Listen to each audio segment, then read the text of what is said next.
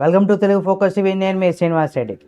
Vehicle rules అయితే మారాయి. ముఖ్యంగా వాహనదారులు ఎవరైతే ఉంటారో అది 2 వీలర్ కావచ్చు, 4 వీలర్ కావచ్చు, లేదా 3 వీలర్ ఎనీ వెహికల్ వాహనదారులు ఎవరైతే ఉన్నారో తప్పనిసరిగా ఈ విషయాన్ని తెలుసుకొని తప్పనిసరిగా మీ వెహికల్స్ని ఈ విధంగా చేయకపోతే మీరు భారీ జరిమానాలు కూడా ఎదుర్కోవాల్సినటువంటి పరిస్థితి ఉంటుంది. అంటే మీ కారు కావచ్చు, లేదా బైక్ కావచ్చు, పాతదైపోయిందా? అయితే ఇక్కడ ఫిట్‌నెస్ రెన్యువల్‌కి సంబంధించి ఇక్కడ ఆఫీసులు వెళ్ళకుండానే చాలామంది ఏజెంట్లు వాళ్ళకి ఏజెంట్‌లకి డబ్బులిచ్చి సర్టిఫికేట్ అంటే వెహికల్ ఫిట్‌నెస్ సర్టిఫికేట్‌నయితే తెచ్చుకుంటున్నారా?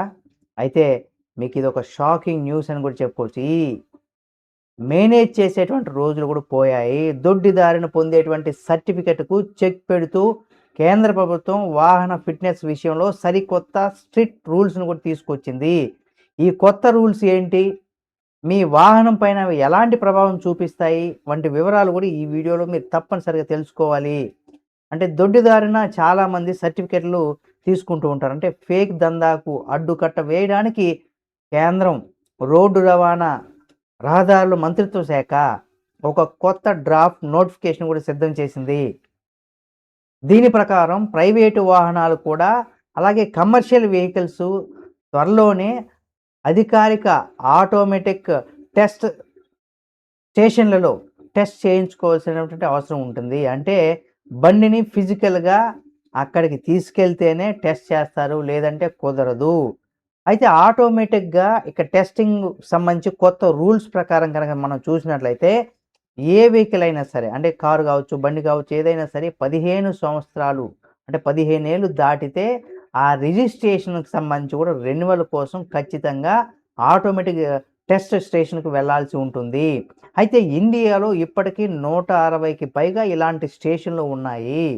అక్కడ కంప్యూటరైజ్డ్ మిషన్ ద్వారా ఫిట్‌నెస్ అలాగే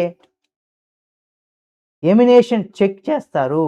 అంటే 15 ఏళ్ళు దాటినటువంటి వాహనాలకు ప్రతి 5 ఏళ్లకు ఒకసారి ఈ టెస్ట్ తప్పనిసరి. దీనివల్ల ఏజెంట్ల ద్వారా ఫేక్ సర్టిఫికేట్లు తెచ్చుకునేటువంటి వారికి ఛాన్స్ పూర్తిగా మూసుకుపోతుంది. ఇది కీలకమైనదిగా చెప్పుకోవచ్చు.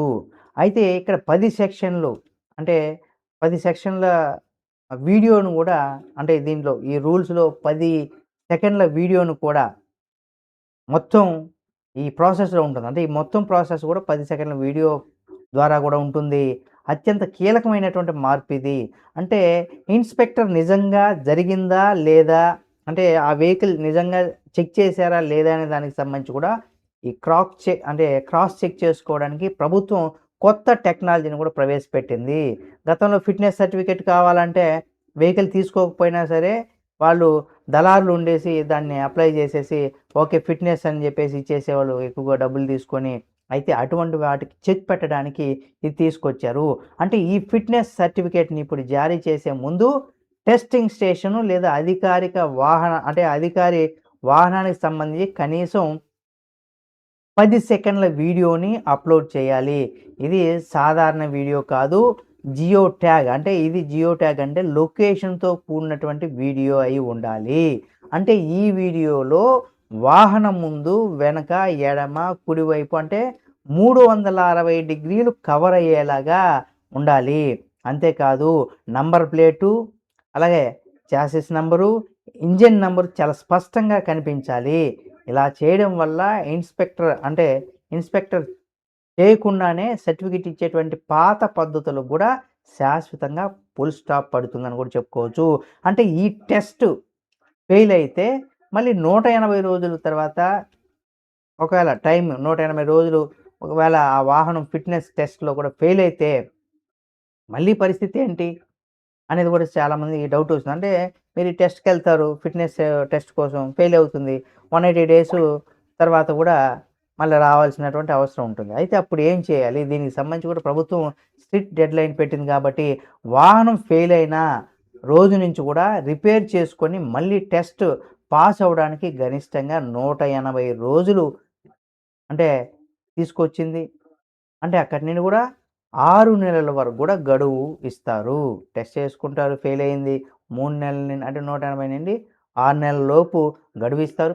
ఈ గడువులోపు సర్టిఫికేట్ పొందకపోతే ఆ వాహనాన్ని అధికారికంగా ఎండ్ ఆఫ్ లైఫ్ వెహికల్ అంటే ఈఎల్విగా అంటే ఎండ్ ఆఫ్ లైఫ్ వెహికల్గా కూడా ప్రకటిస్తారు. వెంటనే నేషనల్ వాహన్ డేటాబేస్లో ఈ బండి మార్చేస్తారనమాట. అంటే ఆ బండి ఇక రోడ్డు ఎక్కడానికి పనికి రాదు.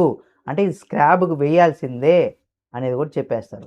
ఇక్కడ నో ఎక్స్‌టెన్షన్ అనే దానికి సంబంధించి గనుక మనం చూసినట్లయితే అంటే నో లూప్ హోల్స్ అంటే గతంలో ఫీజు కట్టి 180 రోజులు గడువును పదే పదే పొడిగించుకుంటూ వెసులుబాటు ఉండేది.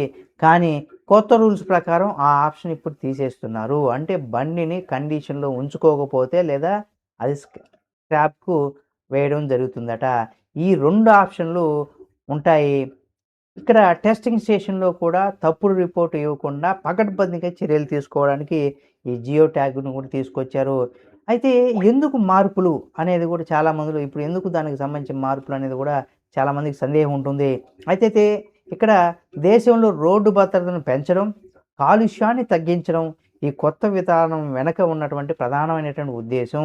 అంతేకాకుండా డిజిటల్ సాక్ష్యాలతో కూడినటువంటి ఈ పారదర్శకత విధానం వల్ల కండిషన్ లేని డొక్కు వాహనాలు రోడ్డు మీద నుంచి కూడా తొలగిపోతాయి.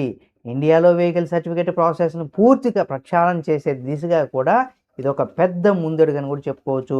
మరి మనలో చాలామందికి వెహికల్స్ 15 సంవత్సరాలు దాటిపోయి ఉంటాయి. రెన్యువల్ చేసుకోకపోతే తప్పనిసరిగా రెన్యువల్ చేసుకోవాలి. లేని పక్షంలో కూడా ఇక్కడ భారీగా జరిమానాలు కూడా విధిస్తారట. మరి ప్రతి ఒక్కరు కూడా దీన్ని ఫాలో అవ్వండి. తప్పనిసరిగా వెహికల్ ఉన్న ప్రతి ఒక్కరు కూడా ఈ వీడియోని షేర్ చేయండి. మరిన్ని వీడియోల కోసం మన Telugu focus TV channel subscribe చేసుకొని పక్కనే ఉన్న బెల్ బటన్ నొక్కడం మాత్రం మర్చిపోకండి.